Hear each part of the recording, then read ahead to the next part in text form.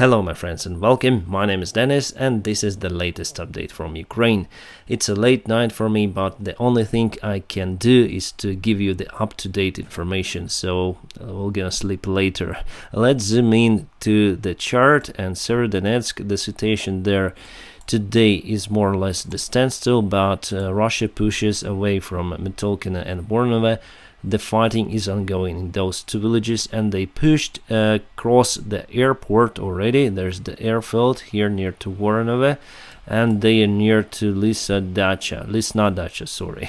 I'm quite bad in Latin letters, but we still keep factory. The Azot factory is under Ukrainian control, and what they do right now, they use the aviation and they use the bomb shells to shell the Lysychansk city.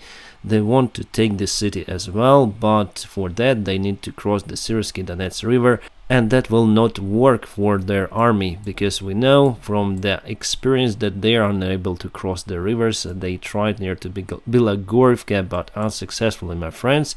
Here we have two of the main roads, both of them from Bakhmut. One goes very near to the front lines, and from the information I have got right now, Ukrainian army is not using this road for a few days already. I didn't know about it, but we have the information that arrived that we are not using, because here it's a very close, I'll take the ruler to measure the distance, 1.2 kilometers. So if you have some sort of machine gun and you place it here, you can actually fire towards the vehicles that could possibly drive across the road. That is why we are taking this road for supplies. There is no any other way, so we go to Syrisk and go to Lysychansk again. And also we have some of the helicopters, and they also provide supplies for our army. Near to Popasna, Russia pushes from all of the directions. They push like that explosionary push, and they also, as you see, push near to Toshkivka. They are very close to this road over here, and there is a great risk for a Ukrainian army to be circled near to Hirske, Zolote and Katerinovka over here. I say it like it is, my friends, so probably now it's time to get out from the place, because we still have this road, or maybe we can leave some of the troops near to Hirske, but Ukrainian army pushes from this direction, from Ustinovka. If we go, you'll see that we pushed a little bit, or probably it is just a map bug, my friends, but still we see that Russia is very close. Actually, it is on this road. The road P66 is leading to Lysychansk. So because of that movement, my friends, I'm quite concerned about Zolote and Hirske. And on the south here we don't have the movement, and here we also don't have the movement near to Donetsk. For the rest parts of the front lines there is no big movement. And you asked me about the possible Russian attack on our command center in Dnipropetrovsk Oblast. Here, if we zoom into Shiroka Dacha is over here. Russia claimed that there was some kind of meeting, the military meeting of 50 generals of Ukraine, together with many of the officers, and they fire caliber cruise missiles to that place, and they blown up this place, killing all of the men inside. Speaking about Shiroka Dacha, my friends, this is this small part over here, just a private sector with some of the buildings. If we zoom in, well, here's the big construction, but this is the abandoned building. We can see it clearly. It used to be before the storage for the cows. Yes, the cow storage, where you usually take milks from the cows. The big building over there, so everything this is agricultural needs. And here's the field, used to be for the cows before. Now you have some grains there, so for sure it is abandoned part, because this field is clearly used for agriculture needs, not for the cows. Here is some sort, I don't know what is that. This is clearly not a building where you can hold a meeting. Those buildings are quite small over here. Those are private. So the only building that corresponds to the purpose where you can meet is this one. It is the administrative building of the local sport club, I would say. So here we have the stadium, the church, and here we have the motocross racetrack. So this building clearly belongs to that sport infrastructure in this area, my friends. Or it is some sort of agricultural building to store something that you can take from these fields around, the grains, etc. Looks like you can use that stuff for meeting, probably, my friends, but there are some of the buildings nearby, Lyceum, and those buildings are very near, but those are away from Shiroka Dacha. Shiroka Dacha is kind of very small district. So because of that unique position, my friends, we just need to know the destiny of this single building on the charts, on the maps, and that is how we'll understand whether this information truthful or not. This part is very close to Kryvyi Rih, and I don't have any friends nearby. Probably I need to check out with some kind of other sources, but for sure we'll have that information published in Ukrainian Telegram groups. But Russia published that they eliminated 50 of Ukrainian generals together with officers. Actually, Ukrainian army has got right now around 110 generals total, and they say they eliminate almost half of our general staff. My friends, I'm sure that it's just Russian propaganda.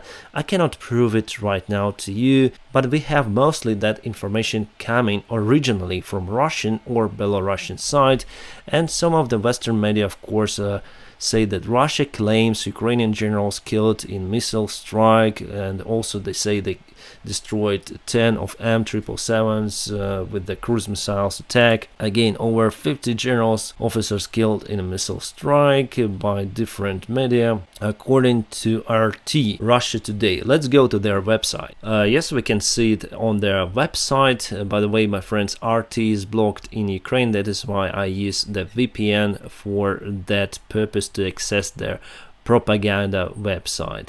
Dozens of Ukrainian officers killed in missile strike. Russia, again, Russia. Who? Russia. The service, no names, nothing. 50 generals killed, 10 M777. So they said it was some sort of meeting. Again, you can see Shiroka Dacha. They speak about this particular place we were discussing with you before in Dnipropetrovsk region. Obviously, Ukrainian units had gathered for a meeting according to Moscow. So this is such a short information for such a big achievement, don't you think? Just 3 sentences for that event. And if there was a secret meeting of Ukrainian generals, could you please share the names of those who were killed? Very strange. And if we go to the search and put Shiroka Dacha attack on Russian, obviously I know this language very well. You go to RU, this is also Russian website. So this is also the one. So we have those coming just from Russian media, obviously. Well, this one is Deutsche Welle and this one is BBC. They just copied and paste the information coming from the Russian resources. Why are they doing so? Well, I don't know. Obviously, if Ukrainian army lost half of its command, we'll know about it for sure. But if not, Russians are telling you fairy tales. This is Ukrainian army official resource, and here we don't have the information that we lost our generals until today. Russia claims it was the morning attack on 19th of June, and here we don't have it in the latest events. So my friends, I would not trust Russian resources. We're just gonna sit and wait till the information, the truthful information, will appear on the media, because that event you just can't hide.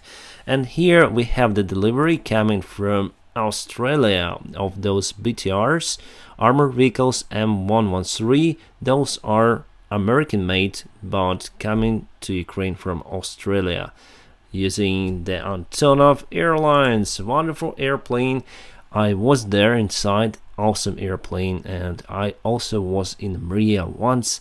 Very happy that I participated inside the airplane and I was inside the cockpit. Then this airplane was still okay. Alright, I got this one from one of the Telegram groups, and they got it from Vertical.